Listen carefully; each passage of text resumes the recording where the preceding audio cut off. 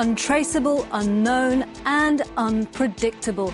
After a string of recent cases in Europe and across the world, lone wolf terrorism has been identified as one of the most worrying terrorism trends today. Despite that, globally, most of the 12,500 deaths due to terrorist attacks last year were the work of well-known groups. But zoom into Europe and we're dealing with a different picture. Numbers decreased dramatically. Of the 174 attacks, the 2 that proved fatal were at the hands of solo actors. And ultimately, that's because tracking a lone terrorist is a way lot harder for authorities than those affiliated to a group. So who are these so-called lone wolves? Let's take a look. 77 people died in the Oslo and Utøya attacks last year. The massacre was carried out by the lone right-wing extremist Anders Behring Breivik.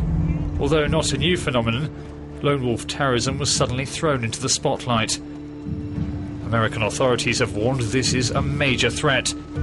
Alan Bauer, professor and researcher in criminology in Paris, New York and Beijing, profiles this kind of solo assailant. Generally, in a criminal and terrorist point of view, lone wolves are isolated individuals that engage themselves alone without any command or logistical support. There are 2 categories, those that let themselves be caught and those that don't. Essentially, they try to say who they are and what they do.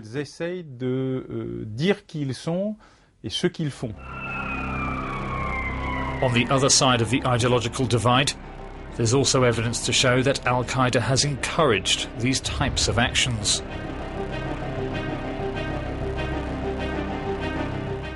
They are relatively effective because they have a certain time. They don't leave too many traces, and they oblige authorities to use a huge amount of investigative resources. Also, above all, the lack of connection with the exterior makes it much harder for intelligence and investigation services to identify them. For Professor Bauer, what's worrying is the blurring of the boundaries between terrorism and criminality, as shown in the case of gunman Mohamed Merah in Toulouse. The hybrids, those that are not 100% pure terrorists. We have terrorist gangs. We have organisations that we think are terrorists, but they're not.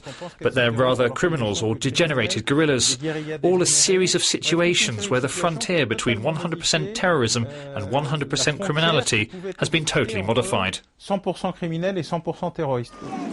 And it is these grey areas that makes the work of authorities all the more difficult to track and stop lone terrorists before they strike to deadly effect. I'm joined on the front line to discuss the issue of lone wolf terrorism by Claude Moniquet, a former French spy and now CEO of the European Strategic Intelligence and Security Centre, and Dr. Guido Steinberg, a terrorism expert with the German Institute of International and Security Affairs and former advisor to the German Chancellery. Claude, I'd like to begin with you. As we heard in the report, lone wolf terrorists, neither 100% terrorist nor 100% criminal. Is this the new emerging face of terrorism today? What is very new is that the number of those people is growing. In the past, in a normal terrorist cell, we could add maybe 1 or 2 people with a criminal past on 10 or 20 people arrested. Today, in France, in the last operation 2 weeks ago, we had 8 on 12 people. We had approximately 8 people with a criminal past, and also, which is interesting, 8 people who were converted to Islam, which we were not Muslim born. That's new, the number, the importance of the figure. But also, when we're looking at figures, Anders Breivik was not Islamist. Absolutely. And he was responsible for 77 of the 79 killings in 2011.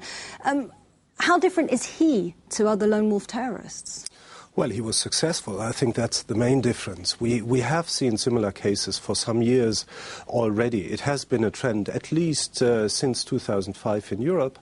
But in the beginning, most of these people were not successful because you can't really learn how to build a bomb on the internet. And that is why Anders Breivik, I think, is so important. He was a lot more successful than Al-Qaeda in most of its attacks or attempts to attack in Europe in recent years, I'm afraid that he might become a model for other right-wing extremists, possibly left-wingers, but definitely jihadists. Are they really acting alone, though? Something that struck me is it not a convenient smokescreen for kind of authorities to say, OK, well, these guys act alone, therefore we can't catch them? Are they really acting alone when they're plotting these acts?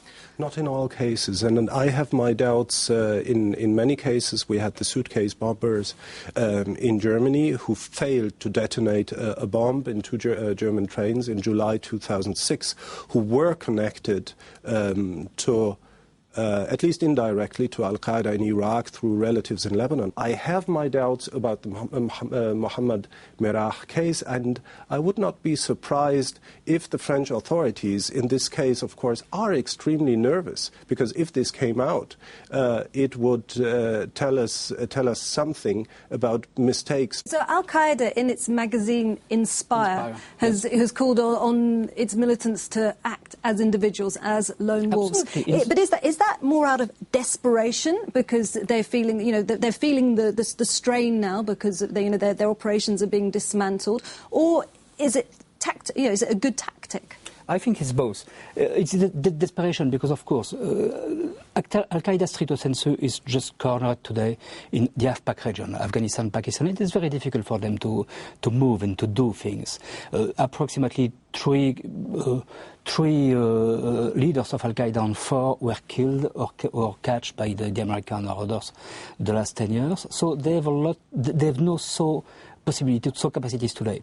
So they are desperate, but in the same time, I think they understood something very important. They understood that they haven't to train people, to spend money, to attract the people to Iraq, Afghanistan, Pakistan, to train them for months and send them back in Europe. They could find in Europe a very easy manpower in the suburbs with people who are desperate, who have personal accounts to settle with Europe because they fail their integration, they feel rightly or wrongly that they are excluded from the society. And those people, with just a little push, could be driven to action. Proportionately, there's been in Europe, I think, less kind of Muslim terrorism than other forms, isn't that correct? I'm not so sure. If you look to the numbers, the figures since 2001, thousands of people were at moment or another arrested in Europe for offences linked to Islamist terrorists. Most of them were released, but we have hundreds of people in jail today in Europe for Islamist terrorist-related offences. So I think we have a lot of dangerous people, of bad guys. Okay. And in terms of radicalisation, a lot of it doesn't only take place by individuals going to training camps. A lot of it's taking place in terms of the internet. And we hear about electronic jihad and things like that.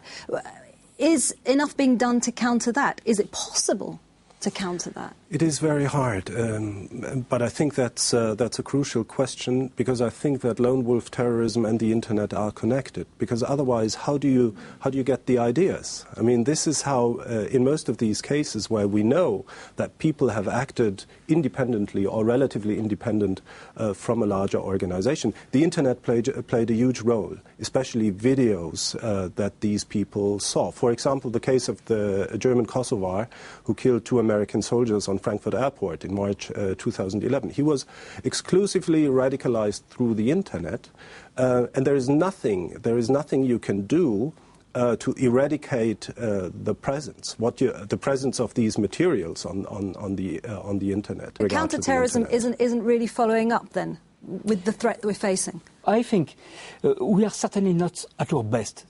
That's very clear. But I will be so negative about the work of the intelligence and security service in Europe. We did a lot. If we look to the figures once again, since 10 years, probably 30 or 40 important terrorist attacks were avoided in Europe due to the work of intelligence, police and justice. That's not so bad. So what would you say, if we look at the bigger picture, what's the biggest threat we're facing in terms of terrorism today? Is it lone wolf terrorism, or is it something else? No, I think it's still organized jihadist activity, but I would always, at the same time, insist that that is not the important question, because we have to fight the whole spectrum. Absolutely. And some countries, including Germany, have forgot about fighting parts of the spectrum because they focused on the jihadists after September 11. In Germany, I think we forgot about the right-wing extremists. And especially in a country where these groups are that strong, especially in East Germany, that was a major mistake. So we should not really focus on anything, but not focus on anything, but rather fight the jihadists, the Shiite terrorists, the left-wingers, the right-wing extremists. And even if for a time we think they might be weak or they might be irrelevant, that is often not the case. Anders Breivik, I think, is the best example for that. So, but then again, if we look at the wider picture again, you know, September 11th, Madrid, London, you're not ruling out an attack on that scale? No, of course, we can't, because the reality could deny us today or tomorrow. But I think large-scale attacks like September 11 or Madrid or London are quite unlikely today in Europe. Possible, but unlikely. Gentlemen, many thanks. While the focus of our discussion has been primarily lone wolf terrorism, there's nothing to rule out, as we've been hearing, the possibility of a large-scale terrorist attack in Europe. But our continent has so far been spared the devastation experienced in countries like Afghanistan, Iraq and Pakistan, who combined account for 8,500 terrorism deaths last year. But let's try and end on a slightly brighter note. Globally, attacks have dropped by about 12%. So that's all for this edition of On the Front Line. We're active on social media and keen to hear your comments and thoughts.